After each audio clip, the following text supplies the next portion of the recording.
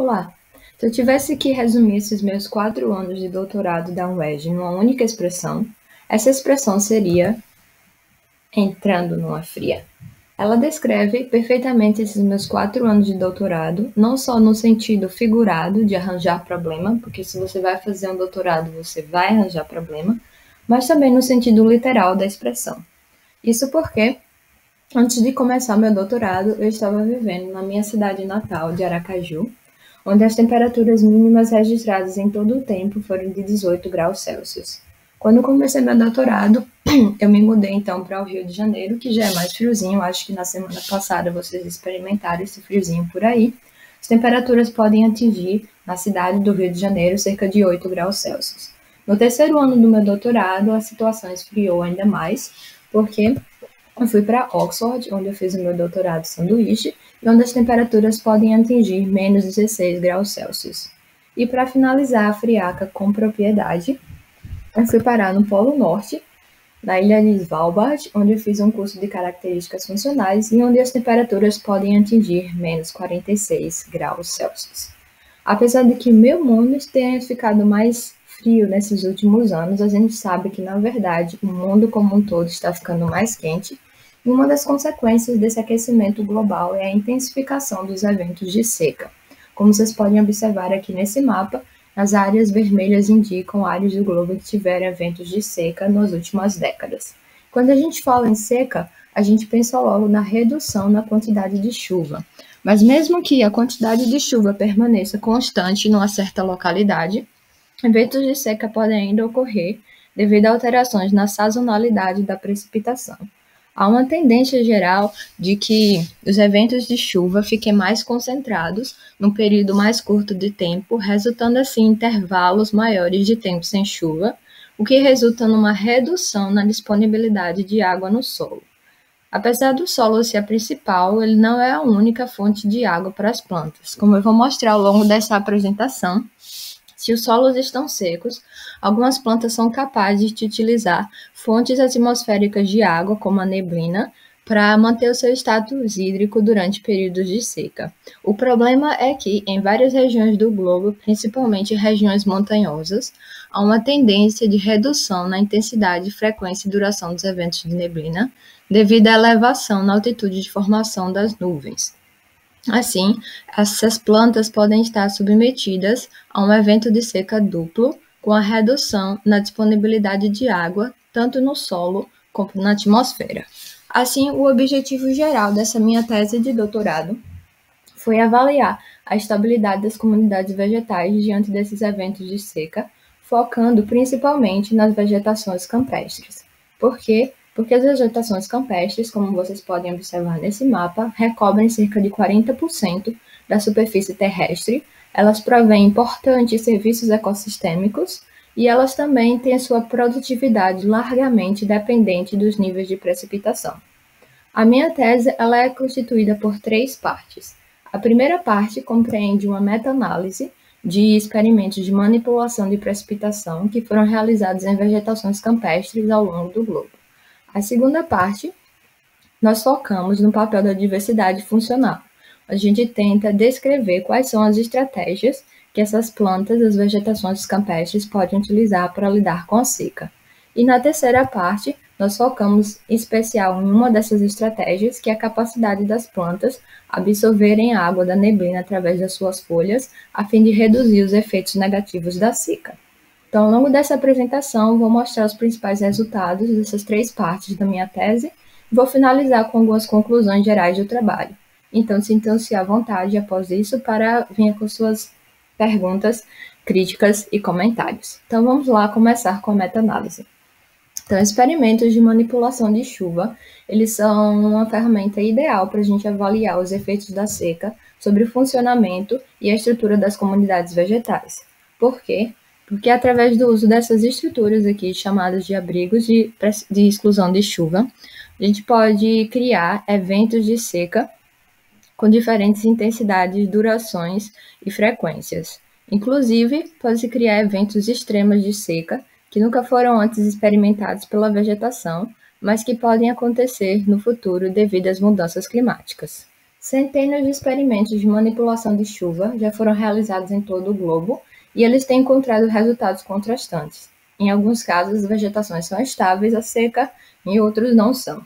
Mas tem sido muito difícil comparar os resultados entre esses diferentes estudos, uma vez que não existe uma metodologia padronizada para realizar esses experimentos e eles nem sequer concordam sobre o que é estabilidade e como essa estabilidade pode ser mensurada. Assim, os objetivos da nossa meta-análise foram, primeiramente, identificar quais são esses índices de estabilidade que têm sido utilizados e se esses índices provêm resultados similares ou não, avaliar a estabilidade geral das vegetações campestres em resposta à seca e identificar quais fatores seriam responsáveis por essas diferenças de estabilidade entre diferentes vegetações. O primeiro passo, então, para realizar essa meta-análise foi buscar esses artigos que realizaram experimentos de manipulação de chuva. Nós buscamos esses artigos em 2 bases de dados, encontramos um total de 127 artigos que estão indicados aqui nesse mapa pelos pontos pretos. Nós, então, aplicamos um segundo critério de inclusão, mantendo apenas aqueles estudos que avaliaram os efeitos da seca sobre a biomassa aérea das vegetações campestres. Isso porque a biomassa foi, de fato, a variável mensurada na maioria dos estudos. Então, a gente terminou com um total de 49 artigos realizados em 121 vegetações ao redor do globo, que estão indicados aqui no mapa pelos pontos vermelhos. Então, o primeiro ponto foi verificar quais são os índices de estabilidade que esses artigos têm utilizado. Então, dos 127 artigos, apenas 17 computaram o índice de estabilidade e diferentes artigos utilizaram diferentes índices. Então, no final, a gente ficou com 19 diferentes índices de estabilidade que mensuraram 3 propriedades da estabilidade: a resistência, a recuperação e a resiliência. Para explicar as diferenças entre essas propriedades, vamos ver esse esquema aqui de um experimento de manipulação de precipitação, onde nós temos as parcelas controle e as parcelas com abrigo que vão simular o evento de seca. A biomassa produzida nessas parcelas ela pode ser medida em 2 tempos distintos, durante o evento de seca ou algum tempo após o término da seca, e geralmente é 1 ano após o término da seca. Então, nesse contexto, a resistência ela pode ser calculada comparando-se a biomassa produzida nas parcelas controle e tratamento durante o evento de seca. A vegetação é considerada resistente se ela é capaz de manter a sua biomassa durante o evento de seca. Então, se não tiver diferenças significativas na biomassa entre as parcelas controle e tratamento durante a seca, a vegetação é considerada como resistente. A recuperação, por sua vez, é a capacidade dessa vegetação de produzir nova biomassa após o evento de seca, no sentido de recuperar qualquer biomassa que tenha sido perdida durante a seca. Portanto, a recuperação é calculada comparando-se a biomassa nas parcelas de seca durante e após o evento de seca. E, finalmente, a resiliência é a capacidade dessa vegetação de manter a sua biomassa inalterada após o evento de seca e é, portanto, obtida comparando-se a biomassa nas parcelas seca e controle após o evento de seca, durante o pós-seca. Essas comparações entre as parcelas podem ser feitas de diferentes maneiras, como vocês podem observar aqui, utilizando a simples diferença nos valores de biomassa, ou a razão, ou o logaritmo da diferença. Então, o que a gente fez? A gente calculou esses diferentes índices de estabilidade para 101 vegetações. Então, a gente comparou os resultados entre esses diferentes índices para ver se eles apresentariam resultados similares. Aqui vocês podem observar a comparação entre os diferentes índices de resistência. São 6 índices de resistência. Nesses gráficos, cada ponto representa uma das 101 vegetações, e eu destaquei aqui para vocês 4 diferentes vegetações, para que vocês possam observar que diferentes índices resultaram em diferentes rankings de resistência para essas vegetações. Isso significa que, dependendo do índice que foi utilizado, você vai encontrar resultados diferentes. Então, se o seu objetivo é comparar e ver quais são as vegetações que são mais ou menos resistentes à seca, a resposta vai ser diferente dependendo do índice utilizado. Isso indica a necessidade urgente de uma padronização nesses índices de estabilidade para que seja possível comparar diferentes estudos. Assim, para responder a nossa segunda questão e avaliar qual é a estabilidade geral das vegetações campestres, ao invés desses índices, nós optamos por utilizar o tamanho do efeito EDG, que representa o número de desvios padrões pelo qual a biomassa na parcela de seca difere do controle. Assim, valores positivos de EDG indicam que a biomassa aumentou em resposta à seca, enquanto que valores negativos indicam que a biomassa reduziu em resposta à seca. Então, vamos ver quais foram os resultados para cada uma das três propriedades da estabilidade. Então, para resistência, cada ponto azul indica uma das 101 vegetações e o ponto preto indica qual foi o valor médio para todo o conjunto de vegetações avaliado. Podemos observar que o valor médio foi de menos 1,12. Então, foi um valor negativo, indicando que, de modo geral, as vegetações campestres não foram resistentes à seca, elas perderam biomassa em resposta à seca. Contudo, essas vegetações elas foram sim capazes de recuperar a biomassa perdida, como vocês podem observar pelo valor positivo de recuperação. A biomassa produzida após a seca foi geralmente suficiente para compensar qualquer biomassa perdida durante a seca, de modo que, em média, as vegetações campestres foram resilientes à seca. Apesar desse valor negativo de resiliência, ele não foi significativamente diferente de zero, indicando assim que, no geral, as vegetações campestres são, sim, resilientes aos eventos de seca. Porém, apesar desses padrões gerais, vocês podem observar que houve uma grande variação na resposta dessas vegetações aos eventos de seca, como indicado também pelos valores significativos do teste de heterogeneidade de Crockham. Vocês podem observar, por exemplo, para a resistência, que o valor médio foi de menos 1,12, mas teve algumas vegetações em que a biomassa reduziu muito mais, quase menos 10, enquanto que para outras vegetações os valores de resistência foram até positivos, indicando um aumento na produção de biomassa em resposta à seca. Assim, a última parte dessa meta-análise foi, então, quantificar a importância relativa de diferentes fatores para explicar essas diferenças de estabilidade entre as vegetações. A gente testou se essas diferenças poderiam ser relacionadas a características climáticas e topográficas da área de estudo, como, por exemplo, a altitude, a sazonalidade da precipitação, a temperatura anual e a precipitação média anual. Como também se essas diferenças poderiam estar relacionadas com as características da seca, uma vez que diferentes estudos utilizaram eventos experimentais de seca com diferente intensidade, duração e frequência. Vocês podem observar aqui que para a intensidade da seca a gente utilizou o SPI. Talvez nem todos vocês saibam o que é o SPI, então antes de explicar os resultados dessa análise, vamos ver o que é SPI e por que eu utilizei essa métrica como a métrica de intensidade dos eventos de seca. Então, a maioria dos estudos eles têm utilizado a porcentagem de precipitação interceptada como uma medida de intensidade da seca.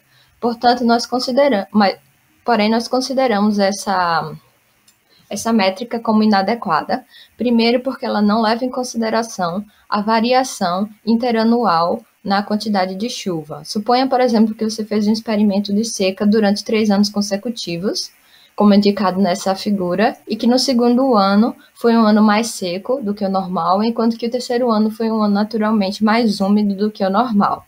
Então, apesar de que em todos os anos a porcentagem de precipitação interceptada foi a mesma, de 50%, a diferença absoluta na quantidade de precipitação recebida nas parcelas controle e tratamento, ela variou entre os anos, e essa sua métrica de intensidade da seca, baseada na porcentagem de precipitação interceptada, não está levando em conta essa variação.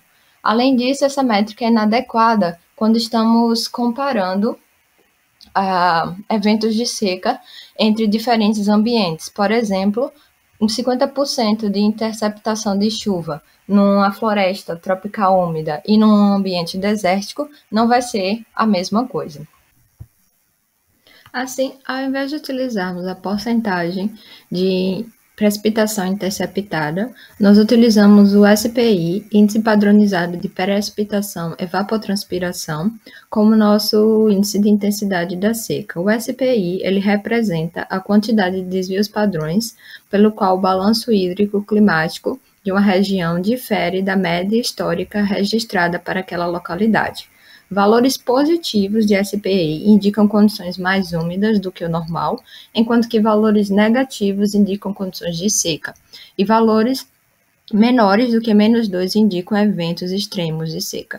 Nós computamos esses valores de SPI para 101 vegetações do que nós avaliamos nesse estudo e o resultado foi surpreendente, porque apenas 9 estudos aplicaram secas extremas e cerca de 50% dos estudos sequer aplicaram um evento real de seca, já que a proporção de chuva interceptada ficou aqui dentro dos valores considerados como normais para aquela área de estudo. Bom, agora que nós já sabemos o que é SPI, estamos cientes das suas limitações, vamos voltar para a nossa análise. Então, nesse gráfico, ele mostra os valores de importância relativa de cada um dos diferentes fatores para explicar a variação na estabilidade. A linha pontilhada demarca o valor de 0,8, que é, por convenção, o valor limite para considerar um fator como importante para explicar a variação. Então, vocês podem observar que de todos os valores que a gente testou, o único que se mostrou importante foi a duração do experimento, que explicou a variação na resiliência. Nós encontramos que a resiliência ela tende a ser menor à medida que essa vegetação é submetida a secas mais duradouras. Os resultados sugerem, de modo geral, que outros fatores que a gente não conseguiu testar na nossa análise, por exemplo, diferenças nas características do solo ou nas características intrínsecas da vegetação, como sua nível de diversidade funcional, eles podem ser mais importantes para determinar essa variação na estabilidade na resposta à seca entre diferentes tipos de vegetação. A gente não pôde, infelizmente, testar a importância dessas características edáficas ou bióticas, porque a maioria dos estudos não apresentaram informação suficiente sobre qual era a diversidade funcional, os tipos de solo nas vegetações que estavam sendo avaliadas. Assim, no segundo capítulo da minha tese, para a gente avaliar qual foi o papel dessa diversidade funcional na resposta das vegetações à seca, nós saímos dessa abordagem global e partimos para o nosso modelo de estudo, que foram os campos de altitude. Então, eu vou convidar vocês agora a subir aos topos de montanhas do Sudeste brasileiro, para a gente adentrar os campos de altitude do Parque Nacional do Itatiaia. Os campos de altitude eles foram escolhidos como um sistema modelo para esse nosso estudo, porque as vegetações montanhosas elas são consideradas, em geral, como potencialmente vulneráveis às mudanças climáticas e também devido à sazonalidade na precipitação e à heterogeneidade espacial, espera-se que nessa vegetação tenha uma coexistência de plantas com diferentes estratégias funcionais de resposta à seca. Como podemos observar nessa imagem, a vegetação dos campos de altitude é composta por alguns arbustos e bambus que estão esparsamente distribuídos numa matriz herbácea codominada por essas duas espécies, a Ciperácea macerinesifolia e a gramínea cortadeira modesta. Para subsidiar a escolha das espécies que a gente iria mostrar nesse nosso estudo, nós realizamos um levantamento de frequência e escolhemos um conjunto total de 76 espécies que juntas compreendem 85% da frequência acumulada na área de estudo. Aqui vocês podem ver a carinha dessas 76 espécies, que abrangem diferentes formas de vida, tanto herbáceas quanto arbustos, e também diferentes dominâncias, tanto espécies raras como dominantes na área de estudo. Para cada uma dessas 76 espécies, nós mencionamos uma série de características funcionais, incluindo características econômicas que estão relacionadas ao modo como que as plantas assimilam e alocam carbono, características hidráulicas que descrevem o modo como as plantas obtêm, transportam e utilizam água, e características regenerativas que descrevem a capacidade das plantas de se reproduzirem, tanto sexuada quanto assexuadamente. Então, assim, eu passei quase 2 anos do meu doutorado trabalhando tanto no campo quanto no laboratório para medir todas essas características.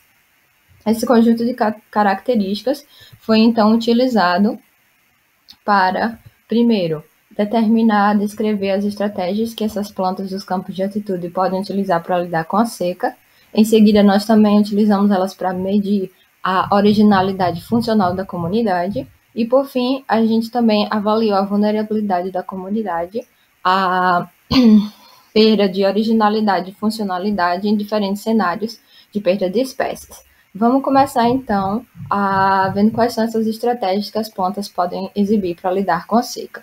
Em geral, duas abordagens distintas têm sido utilizadas para descrever essas estratégias: a abordagem ecológica, como a do triângulo CSR, e abordagens fisiológicas, como do esquema de escape, evitação e tolerância. Então, segundo a teoria do triângulo CSR, plantas podem exibir três estratégias primárias para lidar com distúrbio e estresse, incluindo o estresse hídrico, que são a competição, a tolerância ao estresse e a ruderalidade. Espécies competidoras, elas são organismos em geral de maior porte, de crescimento rápido, ciclo de vida longo e que exibem uma estratégia aquisitiva de recursos que visa maximizar a captura de recursos, incluindo água, em ambientes que são ricos em recursos e geralmente sem distúrbios. Já as espécies tolerantes ao estresse, elas são de menor porte, de crescimento lento, ciclo de vida longo e que têm uma estratégia de uso conservativo dos recursos, que visa a preservação dos processos metabólicos e da sobrevivência sob condições mais estressantes. E, finalmente, as espécies ruderais são organismos de pequeno porte, crescimento rápido, ciclo de vida curto e que investem principalmente na reprodução para se recuperar após a ocorrência de distúrbios. Algumas espécies elas podem ser 100% competidoras, ou 100% tolerantes, ou 100% ruderais, mas a maioria delas vai apresentar proporções intermediárias e, assim, ocupar posições intermediárias no triângulo CSR. Então, essa teoria do triângulo CSR é muito útil para predizer quais plantas são e quais não são capazes de lidar com a seca, mas ela não fornece uma explicação mais detalhada do porquê e de como é que essas espécies, de fato, respondem à seca. Assim, abordagens fisiológicas, elas são mais mecanicistas e elas tendem a descrever melhor as diferentes estratégias que as plantas podem exibir para lidar com a seca, que podem ser classificadas em três grandes mecanismos de escape, evitação e tolerância. Então, as plantas podem escapar da desidratação se elas são capazes de completar o seu ciclo de vida antes que o estresse hídrico se estabeleça. Outras podem evitar a desidratação se elas são capazes de manter a hidratação dos seus tecidos, mesmo durante a seca. Isso pode ser obtido de diferentes formas, como, por exemplo, minimizando a perda de água através do fechamento dos estômatos, ou maximizando a absorção de água através da formação de raízes mais profundas, ou então armazenando água em tecidos especializados, como é o caso das espécies suculentas. Por fim, algumas espécies são de fato tolerantes à desidratação, o que significa que, à medida que o ambiente vai ficando mais seco, essas espécies também vão ficando mais secas, mas elas são capazes de manter suas atividades fisiológicas, mesmo com menor grau de hidratação dos seus tecidos. Embora essas abordagens tenham sido criadas com propósitos diferentes, elas exibem certas similaridades entre si. Então, o que nós propomos foi a criação de um novo framework que possibilitaria unificar essas duas abordagens, identificando assim as estratégias ecofisiológicas. A nossa expectativa era que, unificando as duas abordagens, nós iríamos encontrar três estratégias. As espécies tolerantes no triângulo CSR também seriam tolerantes à desidratação. As espécies competidoras, elas evitariam a desidratação através da maximização na captação de água, e as ruderais, elas escapariam à desidratação, investindo na produção de sementes ou numa alta capacidade de rebrota. Nós testamos essas predições para um conjunto de 14 características funcionais, mensuradas em 51 espécies dos campos de altitude. Aqui vocês podem observar, primeiramente, a distribuição dessas 51 espécies no triângulo CSR. Nessa figura e nas subsequentes, cada ponto representa uma espécie. O tamanho representa a frequência da espécie na área de estudo. O formato representa a classificação das estratégias ecofisiológicas e a coloração representa as porcentagens das estratégias CSR, sendo que vermelho representa a competição, verde tolerância ao estresse e azul ruderalidade. A gente pode observar que a maioria das espécies foram classificadas como tolerantes ao estresse, com algumas espécies mais competidoras e algumas poucas espécies mais ruderais. Contrário do que a gente estava esperando, a gente não encontrou uma separação entre S tolerante, C evitador e R escape. Pelo contrário, espécies dentro de cada estratégia ecológica apresentaram diferentes estratégias fisiológicas para lidar com a seca. Aqui nessa outra figura a gente pode ver melhor essa distinção nas três estratégias ecofisiológicas que a gente encontrou. Aqui as espécies elas estão distribuídas nesse espaço funcional determinado pela combinação das 14 características funcionais que a gente mensurou. Eu destaquei aqui 12 espécies para que vocês possam visualizar melhor a variação morfológica dentro de cada um dos três grupos que a gente encontrou. A maioria das espécies elas foram então classificadas como S-tolerantes evitadoras. Essas espécies elas apresentam características relacionadas a um uso conservativo dos recursos e também têm características que promovem a maior tolerância à desidratação. Já o grupo da CS, SCAP tolerante, ela foi constituído por espécies que mesclam características tanto de competidoras quanto de tolerantes. Então, elas podem, além de tolerar a desidratação, elas também podem escapar da desidratação investindo na produção de sementes maiores, que têm uma maior probabilidade de sobreviver a eventos de seca. E, por fim, o terceiro grupo, ele foi constituído por espécies tanto competidoras quanto ruderais, que podem evitar a desidratação absorvendo água da neblina através das suas folhas, ou podem escapar da desidratação investindo na capacidade de rebrota. Podemos observar ainda nesse espaço funcional a existência de dois principais trade-offs ou demandas conflitantes. O primeiro eixo representou um trade-off entre resistência e resiliência. Então, enquanto que as espécies ruderais e competidoras elas têm baixa resistência, elas, por outro lado, têm uma alta capacidade de resiliência, porque elas têm a capacidade de se recuperar da seca assim que as condições retornam ao normal, enquanto que as espécies tolerantes elas têm alta resistência, mas se esses seus limites de resistência forem ultrapassados, elas exigem uma baixa capacidade de recuperação. O segundo trade-off, ele representou uma demanda conflitante entre a absorção e armazenamento de água nas folhas, indicando que as plantas dos campos de altitude podem tanto evitar a seca através do armazenamento ou através da absorção de água nas folhas, mas elas dificilmente seriam eficientes em fazer as duas coisas simultaneamente. Uma vez que essas estratégias foram propriamente identificadas, o passo seguinte foi a gente determinar a originalidade funcional da comunidade. Para explicar o que é essa originalidade funcional, imagine que a gente tem aqui uma comunidade em que todas as espécies lidam com a seca através da mesma estratégia. Então, todas elas aqui lidam com a seca absorvendo água da neblina através das folhas. Isso vai resultar em que todas essas espécies vão ter uma posição muito similar no espaço funcional, resultando assim em baixa originalidade funcional nessa comunidade. Se durante a seca os eventos de neblina não acontecem, pode acontecer com que todas essas espécies da comunidade sejam eliminadas, resultando então numa baixa estabilidade dessa comunidade à seca. Por outro lado, se a comunidade é constituída por espécies que exibem diferentes estratégias para lidar com a seca, algumas absorvem água, outras armazenam, outras toleram a seca, a originalidade funcional é maior e a estabilidade também pode ser maior, porque mesmo que algumas espécies sejam eliminadas, as outras espécies da comunidade podem ter a capacidade de compensar essas perdas e assim manter o funcionamento e a estabilidade da comunidade. A originalidade funcional pode então ser medida com base na posição das espécies no espaço funcional. Por exemplo, com base na distância de cada espécie em relação ao centro do espaço funcional. Espécies localizadas mais próximas ao centro são mais redundantes, ou seja, elas compartilham suas características com outras espécies na comunidade, enquanto que as espécies localizadas mais distante do centro, elas são mais originais, elas têm uma combinação de características que difere do restante da comunidade. Se a gente voltar aqui para o espaço funcional das plantas do campo de altitude, a gente pode observar que a gente tem algumas espécies que são originais e também a gente tem algumas espécies, como a cortadeira modesta, que estão mais próximas do centro funcional. Assim, o passo seguinte, depois de identificar essa originalidade funcional, foi a gente rodar alguns cenários de extinção de espécies e ver como é que a perda de espécies em diferentes estratégias poderiam levar a afetar a funcionalidade e a originalidade da comunidade. Então, nesses gráficos que vão aparecer aqui, os box plots representam o valor médio e o desvio padrão de perda de funcionalidade e originalidade para 1000 cenários aleatórios.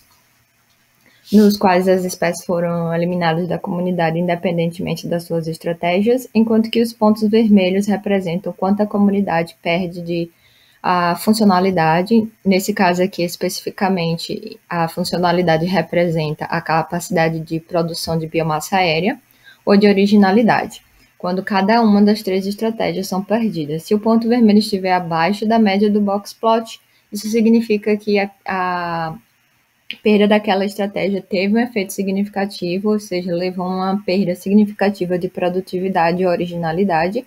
Se o ponto estiver exatamente em cima da média do box plot, significa que não teve diferença entre o cenário aleatório e o cenário de perda de estratégia. E se o ponto estiver acima, isso significa que o cenário nulo foi pior, ou seja, indicando que aquela estratégia não contribuiu muito nem para a produtividade, nem para a originalidade da comunidade. Então, vamos começar aqui com a extensão das espécies no grupo S tolerante. A gente pode observar que teve uma redução significativa da originalidade, mas não na funcionalidade. Resultado similar foi observado quando a gente eliminou todas as espécies na estratégia CR. E, por fim, quando as espécies CS foram eliminadas, a gente observou o oposto. Não teve uma redução muito grande na originalidade, mas teve uma redução na funcionalidade, aqui tanto na estação seca quanto na estação chuvosa. Esses nossos resultados eles têm implicações importantes para a conservação nos campos de altitude, uma vez que nos campos de altitude diferentes estratégias têm diferente grau de contribuição para a originalidade e a funcionalidade. As estratégias de conservação nos campos de altitude elas deveriam focar na conservação de todas as estratégias, uma vez que as CS, que incluem as duas espécies dominantes nessa comunidade, que são a cortadeira e a macarina, elas são importantes para manter o funcionamento, para manter a produtividade da comunidade, mas as outras estratégias, elas também são importantes para manter a originalidade funcional, a diversidade funcional dessa comunidade. Na terceira parte, vamos agora para a terceira parte da minha tese, em que eu foquei numa estratégia em particular, que foi essa capacidade das plantas de absorverem água através das folhas. Essa capacidade, vários estudos têm demonstrado que é importante para a resposta das plantas a eventos de seca, uma vez que elas podem aumentar o potencial hídrico, a condutância estomática das folhas, favorecendo assim a fotossíntese e reduzindo os efeitos negativos da seca sobre a sobrevivência, o crescimento e a reprodução da planta. Mas apesar de todos esses benefícios, nem todas as espécies dentro de uma mesma comunidade são capazes de realizar essa absorção de água. O objetivo, então, dessa terceira parte da minha tese foi avaliar, então, a capacidade das plantas dos campos de altitude de se utilizarem dessas fontes atmosféricas de água para lidar com a seca. Então, primeiro objetivo, a gente determinou o grau de variação interespecífica na capacidade de absorção e depois a gente buscou avaliar quais características foliares seriam importantes para explicar essa variação interespecífica. Então, aqui podemos observar o gráfico que demonstra a capacidade de absorção de água pelas folhas para 76 espécies dos campos de altitude. Todas as espécies absorveram água, mas podem observar que a quantidade de água absorvida foi bastante diferente, de modo que, para algumas espécies, representadas aqui em verde, a quantidade de água absorvida foi suficiente para reidratar essas plantas, mas para outras, representadas aqui em vermelho, a quantidade foi pequena e não foi suficiente para promover essa reidratação. Então, a gente foi avaliar o porquê dessas diferenças. Então, na literatura, tinha sido sugerido que essas diferenças poderiam ser explicadas pelas características de molhamento foliar, como, por exemplo, a repelência e a retenção, que elas vão explicar como as gotas de água interagem com a superfície da folha. Então, a repelência ela reflete o grau de espalhamento da água sobre a superfície da folha, indicando se as gotas de água se espalham mais ou menos sobre a superfície foliar, enquanto que a retenção ela indica o grau de adesão dessas gotas de água na folha. Em alguns casos, você pode virar a folha de cabeça para baixo e balançar, e essas gotas de água permanecem aderidas, enquanto que em outros casos, basta uma pequena inclinação e as gotas de água já começam a escorrer da folha. Seria esperado, portanto, uma maior capacidade de absorção de água foliar naquelas plantas em que as gotas de água tendem a ficar retidas na superfície foliar e tendem também a se espalhar mais sobre a superfície foliar. A gente testou essas predições em 14 espécies, mas a gente não encontrou nenhuma relação significativa da capacidade de absorção, nem com a retenção, nem com a repelência. Assim, se essas características de molhamento foliar não explicam a variação interespecífica, quais características poderiam explicar? A gente propôs, então, um modelo causal para tentar explicar como diferentes características foliares, incluindo não só a molhabilidade, mas também características da condutância foliar, potencial hídrico e capacidade de armazenamento, poderiam afetar essa capacidade de absorção de água para as folhas. Vários outros estudos anteriores testaram as relações de algumas dessas características com a capacidade de absorção, mas eles testaram essas relações para cada variável separadamente. Desse modo, eles desconsideraram o fato de que cada uma dessas variáveis ela está relacionada não só com a capacidade de absorção, mas essas variáveis também estão relacionadas entre si. E isso pode afetar o modo como as características foliares influenciam a absorção, porque elas podem afetar a absorção não só diretamente, mas elas também podem ter um efeito indireto na capacidade de absorção através do seu efeito em outras características. Por exemplo, a condutância estomática ela pode afetar diretamente a capacidade de absorção, porque quanto maior a condutância estomática, isso significa que os estômatos estão mais abertos e mais água pode entrar. Mas a capacidade de condutância estomática também pode afetar a absorção indiretamente. Aquelas espécies que têm maior condutância estomática, elas não só podem absorver mais água, mas elas também podem perder mais água por meio de transpiração. Então, a condutância estomática ela pode influenciar no potencial hídrico das plantas, reduzindo esse potencial hídrico, fazendo com que as plantas fiquem mais secas. E, por fim, esse menor potencial hídrico pode influenciar a capacidade de absorção ao criar um gradiente de potencial mais favorável para essa água ser absorvida pela folha. Então, a gente criou esse modelo causal para tentar explicar os efeitos das características foliares na absorção, tanto de forma direta quanto indireta, e os nossos resultados indicaram que a absorção de água é favorecida naquelas espécies que têm uma maior capacidade de molhamento foliar, ou seja, que as gotas de água se espalham mais na superfície foliar, que tem uma maior condutância, tanto estomática quanto cuticular, ou seja, que os estômatos estão mais abertos e que a cutícula é mais permeável à entrada de água, que tem o menor potencial hídrico e, portanto, apresentam um gradiente de potencial mais favorável à absorção, e que também apresentam maior capacidade de armazenamento, porque se a planta pode armazenar mais água, isso significa que ela também pode absorver mais água. Devido à existência de trade-offs entre essas características foliares, nenhuma espécie do campo de altitude, na verdade, apresentou essa combinação ótima de características para facilitar a absorção, de modo que diferentes espécies nessa comunidade podem apresentar uma capacidade de absorção através de combinações diferentes dessas características. Estamos chegando, então, ao fim dessa nossa jornada para investigar a estabilidade das comunidades vegetais campestres à seca, que começou numa escala global, através da nossa meta-análise, depois passou pela identificação de estratégias de resposta à seca nas espécies dos campos de altitude e foi até uma escala quase microscópica para avaliar como a interação das gotículas de água e a superfície foliar pode influenciar na capacidade dessas plantas de absorverem neblina e outras fontes atmosféricas. Ao longo dessas jornadas, nossas principais descobertas foram que as vegetações campestres são, de modo geral, resilientes à seca, mas que essa resiliência tende a diminuir com o aumento na duração da seca. Então, no futuro, à medida que as secas se tornarem mais duradouras, a produtividade das vegetações campestres pode estar ameaçada. Vimos também que diferenças na resistência e recuperação entre as vegetações, elas não foram muito bem explicadas por características da seca nem pelas condições climáticas da área de estudo e podem, então, refletir diferenças intrínsecas na vegetação, como essas diferenças nos níveis de diversidade. A gente propôs um novo framework para avaliar a diversidade funcional, que permite identificar as estratégias ecofisiológicas de resposta à seca. Nós aplicamos esse framework nas espécies dos campos de altitude, identificamos pelo menos 3 estratégias distintas de resposta à seca, e incluindo uma dessas estratégias é a capacidade das plantas de absorverem água pela folha, para lidar com esses eventos de seca. Então é isso, eu gostaria de agora agradecer ao convite do Bruno para apresentar a minha tese de doutorado para vocês, agradecer a participação de cada um aqui hoje e agradecer a todos os que me ajudaram durante o doutorado, principalmente aqueles que foram para o campo comigo e passaram as madrugadas congelantes em Itatiaia.